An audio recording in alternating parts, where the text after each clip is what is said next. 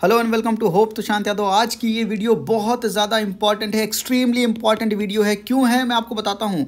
और ये चीज़ मुझे स्ट्राइक की है और आपको इन 4 दिनों में एक एक्स्ट्रा एज मिलने वाली है। Trust me on my words. Environment से रिलेटेड मैं आपको एक ऐसी चीज़ बताने वाला हूँ जो आपको एक नया एज देगी। वीडियो को अंत तक देखिएगा और ये लिंकेज अगर आपको पसंद आए तो लाइक ज़रूर कीजिएगा, शेयर और कॉमेंट ज़रूर कीजिएगा। मैं ये चीज़ व्यूज़ के लिए बिल्कुल नहीं कर रहा हूँ। सो प्लीज़ आप ये चीज़ लिंक करने की कोशिश ज़रूर कीजिएगा, ठीक है। 5 जून को आपका एग्जाम है यूपीएससी प्री 2022। 5 जून को एक बहुत खूबसूरत सी चीज होती है जिसका नाम है world environment day. That's why environment is very important for this examination. इस बार एग्जामिनेशन के पर्सपेक्टिव से एनवायरनमेंट बहुत इंपॉर्टेंट एरिया है। मैं मानता हूं हर बार एनवायरनमेंट इंपॉर्टेंट होता है, इस बार और ज़्यादा इंपॉर्टेंट है। जब यूपीएससी का कैलेंडर आया होगा, आपने 5 जून को देखा होगा, तो यूपीएससी आपसे एक चीज़ एक्सपेक्ट करता है कि आप हर चीज़ के बारे में अवेयर रहें। एक प्रेजेंस ऑफ माइंड आपका है कि नहीं है। तो वर्ल्ड एनवायरनमेंट डे 5 जून को होता है, सिर्फ इस वजह से इंपॉर्टेंट नहीं है, और भी कई कारण हैं इंपॉर्टेंट होने के। मैं बताता हूं एक एक करके। तो वर्ल्ड एनवायरनमेंट डे इस बार है 5 जून को। That's why environment is important. और इस बार का एनवायरनमेंट का थीम क्या है? Only one earth. Only one Earth. In the universe are billions of galaxies. In our galaxy are billions of planets. But there is only one Earth. इस बार बहुत important है world environment day, please याद रखिएगा। तो इस बार UPSC आपसे environment की चीजें पूछ सकता है। साथ में और क्यों इंपॉर्टेंट है? क्योंकि यूनाइटेड नेशन एनवायरनमेंट प्रोग्राम का 50 ईयर्स कंप्लीट हुआ है। 1972 से 2022 तक यूएनईपी ने अपने 50 ईयर्स कंप्लीट किए हैं सर। तो यूएनईपी इंपॉर्टेंट है, एनवायरनमेंट प्रोग्राम इंपॉर्टेंट है, तो एनवायरनमेंट अगेन इंपॉर्टेंट है। और 1972 को हमारा और एक चीज क्या होता है, स्टॉकहोम कॉन्फ्रेंस हुआ था। स्टॉकहोम कॉन्फ्रेंस हुआ था, UN conference on human environment. तो 1972 से 2022 तक इनको भी 50 ईयर्स हो गए हैं, स्टॉकहोम प्लस 50। तो इसलिए स्टॉकहोम कॉन्फ्रेंस इंपॉर्टेंट है। और 1972 को क्या हुआ था? वाइल्ड लाइफ प्रोटेक्शन एक्ट आया था 1972 का। दैट्स वाई वो भी इंपॉर्टेंट है। आप समझ रहे हैं इस बार एनवायरनमेंट क्यों इतना इंपॉर्टेंट है, मैं इतना रिलाई क्यों कर रहा हूँ। और मैं इसका आपको पूरा प्रूफ देता हूँ। चलिए प्रूफ की तरफ चलते हैं भाई। यूपीएससी प्री 2021 में एक सवाल पूछा गया कॉमन कार्बन मैट्रिक के बारे में। मैं सवाल सॉल्व नहीं करूंगा, पर आपने कभी सोचा ये सवाल क्यों पूछा गया? क्यों ये सवाल पूछा गया? देखिए, supported by the United Nations Environment Program, this new common carbon metric will allow emission from the building around the world to be consistently assessed and compared and improvement measured. और ये क्यों पूछा गया? Because energy consumption in both new and existing buildings could be cut by an estimate 30 to 50% by 2020. 2020 में 30 से 50% cut करना था, तो 2021 में पूछ लिया डायरेक्ट आपसे कि what is carbon common carbon matric. अब ये सवाल आप आराम से सॉल्व कर सकते हैं, इसका आंसर क्या है मैं उस पर नहीं जाना चाहता हूं।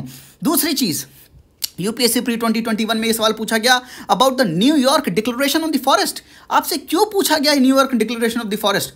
देखिए, New York declaration on the forest halving the loss of the natural forest by 2020। तो 2022 तक हाफ करना है लॉस ऑफ नेचुरल फॉरेस्ट और एंड करना है 2030 तक। That's why UN New York declaration on forest आपसे पूछा गया, ये सवाल आपसे पूछा गया। ये लीगली बाइंडिंग बिल्कुल नहीं है, आप एलिमिनेट भी कर सकते हो, बाकी सारे काम कर सकते हो।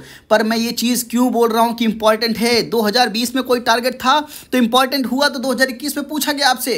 इस बार तो 5 जून को ही वर्ल्ड एनवायरनमेंट डे है, जिस दिन आपका एग्जाम है। इस बार 50 साल कंप्लीट हो रहे हैं यूएनईपी के। इस बार 1972 से स्टॉकहोम कॉन्फ्रेंस के 50 साल कंप्लीट हो रहे हैं। इस बार वाइल्ड लाइफ प्रोटेक्शन एक्ट के 50 साल कंप्लीट हो रहे हैं। तो ये सब इंपॉर्टेंट है बॉस, ये सब इंपॉर्टेंट है। तो यूएनईपी की रिपोर्ट्स भी इंपॉर्टेंट है। कुछ चीज़ें मैं आपको बता देता हूं, बाकी चीज़ें आपको पढ़नी है, आप मेरा मोटिव समझ रहे होंगे।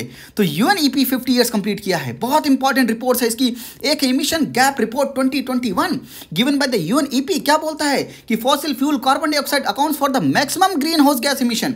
और टॉप 4 बिगेस्ट इमिटर कौन से हैं? China number 1, US second, third European union and चौथा इंडिया है। तो China is the most emitter of the green house gases. China number 1 पर है, हम नंबर 4 पर हैं। और क्या बोलता है एमिशन गैप रिपोर्ट? सबसे इंपॉर्टेंट चीज बोलता है कि जो इस समय के हमारे करंट नेशनली डिटरमाइंड कंट्रीब्यूशन हैं would lead to the temperature increase of 2.7% by 2100।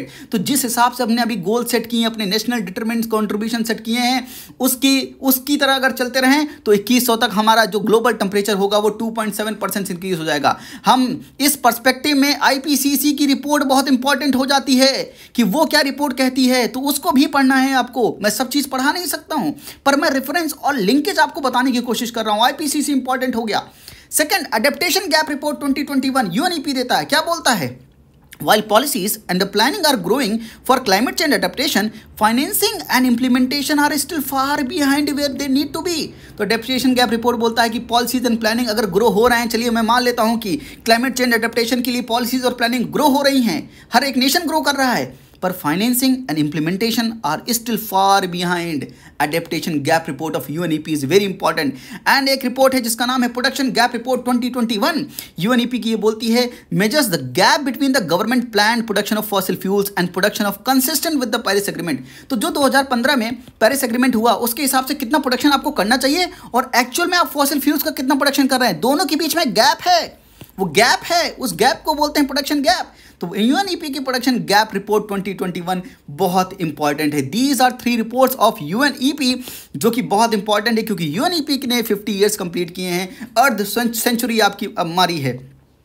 Global environment concern में हम इन्वायरमेंट एजुकेशन की बात करना चाहता हूं. क्यों? क्योंकि स्टॉकहोम कॉन्फ्रेंस को 1972 को भी 50 साल कंप्लीट हुए हैं. तो इस पर्सपेक्टिव से मैं थोड़ी चीज़ आपको बेसिक अंडरस्टैंडिंग देना चाहता हूं. देखिए 1972 से पहले तो हमारा क्लासिकल फेज था. क्लासिकल फेज मतलब इंफॉर्मेटिव फेज कि हाँ भैया हो रहा है कुछ, इन्वायरमेंट में कुछ चेंज हो रहा है, हाँ कुछ कार्बन डाइऑक्साइड गैस जैसी गैस बढ़ रही है. जनरल अवेयरनेस मतलब कोई कंसर्न नहीं है, यहाँ पर सिर्फ इंफॉर्मेशन है. मॉडर्न फेज शुरू हुआ 1972 से, कंसर्न स्टार्ट होना शुरू हुई कि यार ऐसा क्यों है, ऐसा होगा तो क्या होगा. तो एक स्टॉकहोम कॉन्फ्रेंस हुई 1972 में जिसको हम UN conference on human environment भी बोलते हैं. Beginning of the concern regarding the changing and the challenging nature of the global environment. Modern phase आया. उसके बाद देखा गया कि एक्शन कोई नहीं ले रहा है, बस सब चिंतित है, इंफॉर्मेशन है, कंसर्न है, पर एक्शन कोई लेने के लिए तैयार नहीं है. तो कंटेम्पररी फेज शुरू हुआ 1992 से. अर्थ समिट हुई, Rio de Janeiro summit of in Brazil. इन्होंने बोला कि इंफॉर्मेशन है ठीक है, कंसर्न है ठीक है, एक्शन कौन करेगा भाई, एक्शन कौन करेगा. कंटेम्पररी फेज बोलता है कि एक्शन पर ध्यान देंगे. अर्थ समिट हुई, UN conference on environment and development बोलते हैं.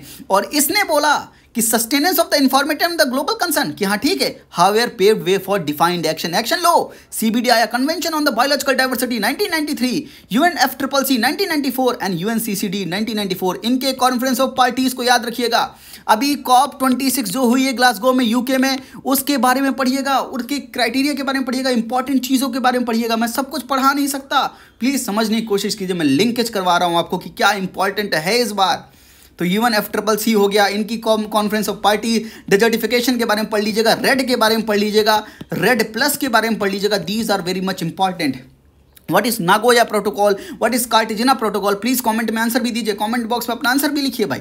तो स्टॉकहोम कॉन्फ्रेंस के 50 साल कंप्लीट हो रहे हैं. That's why it is also important. क्योंकि मैंने आपको अभी एग्जाम्पल के तौर में दिखाया यूपीएससी प्री 2021 में. क्यों पूछा गया? क्योंकि करंट अफेयर में था और इसलिए वो पूछा गया. क्योंकि उनका टारगेट 2020 था इसलिए 2021 में पूछा गया. इनका तो 50 ईयर्स कंप्लीट हो रहा है भाई साहब. तो ये तो इंपॉर्टेंट हैं.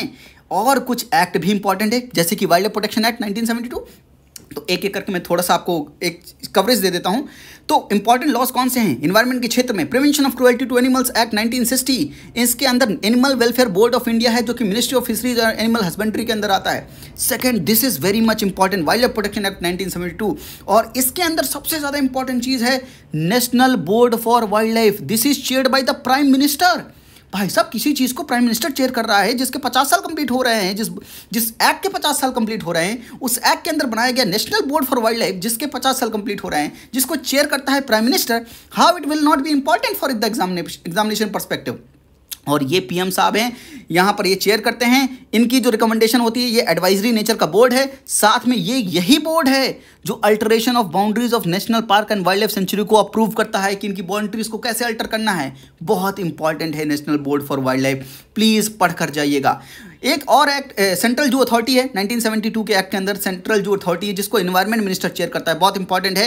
And third is wildlife crime control bureau. इन तीनों के बारे में पढ़िएगा. वाटर एक्ट के अंदर हमने CPCB को बनाया था, सेंट्रल पॉल्यूशन कंट्रोल बोर्ड को. साथ में फॉरेस्ट कंजर्वेशन एक्ट ऑफ 1980. यहाँ पर एक इंपॉर्टेंट चीज़ है फॉरेस्ट एडवाइजरी कमेटी.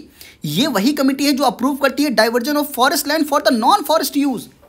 तो फॉरेस्ट लैंड को अगर नॉन फॉरेस्ट यूज के लिए करना है तो उसका डाइवर्जन कौन अप्रूव करता है? Forest advisory committee. किसके अंदर बनाई गई? Forest conservation act of 1980, important for examination perspective.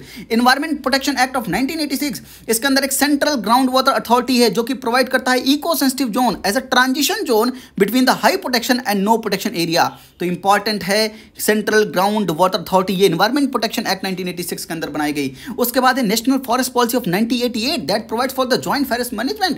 और हमारे पास लास्ट में है forest right act of 2006, this is provide for the community forest resource management and critical wild life habitat. और उसके बाद है हमारा नेशनल ग्रीन ट्राइब्यूनल ऑफ 2010, ये एक्ट से बनाया गया स्टैट्यूटरी बॉडी है। और ये किन मैटर्स को देखती है? अगर आपको इसको याद करना है, एक ट्रिक है मेरे पास, आप बस इतना याद रखो कि 1972 और 2006 में जो हमारा फॉरेस्ट राइट एक्ट आया था, इन दोनों को छोड़कर बाकी जितने भी एक्ट अभी तक मैंने आपको बताए उन सबको देखती है।